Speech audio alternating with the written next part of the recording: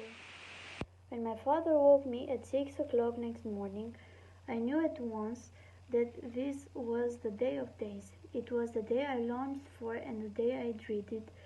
It was also the day of butterflies in the stomach, except that they were worse than butterflies. They were snakes. I had snakes in the stomach the moment I opened my eyes on that Friday morning. The first thing I did after I had got dressed was to hang the sorry clothes notice on one of the pumps. We had a quick breakfast, then the two of us sat down together at the table in the caravan to prepare the rainies.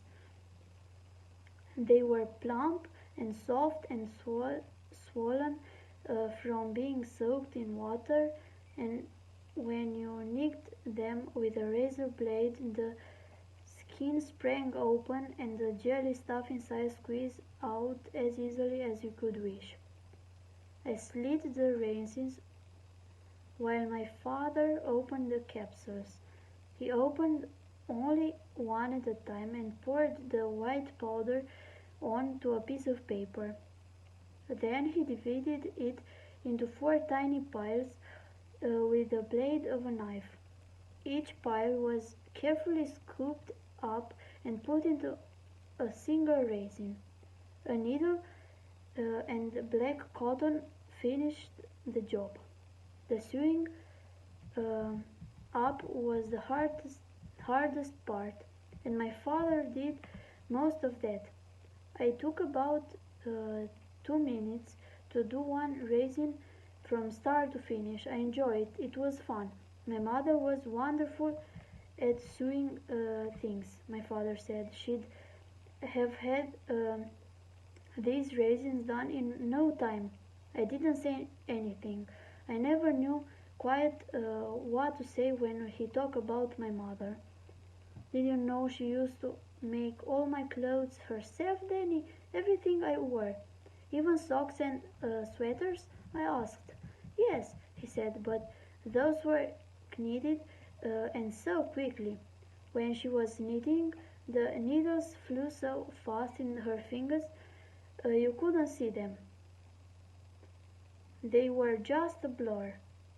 I would sit here in the evening watching her, and she used to talk about the children she was going to have.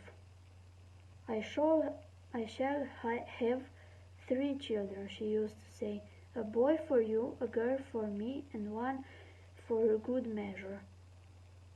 There was a short silence after that. Then I said, when Mom was here, Dad, did you go out very often at night, or was it only now and then? You mean poaching? Yes, often, he said, at least twice a week. Doesn't she mind? Mind? Of course she didn't mind. She came with me. She didn't.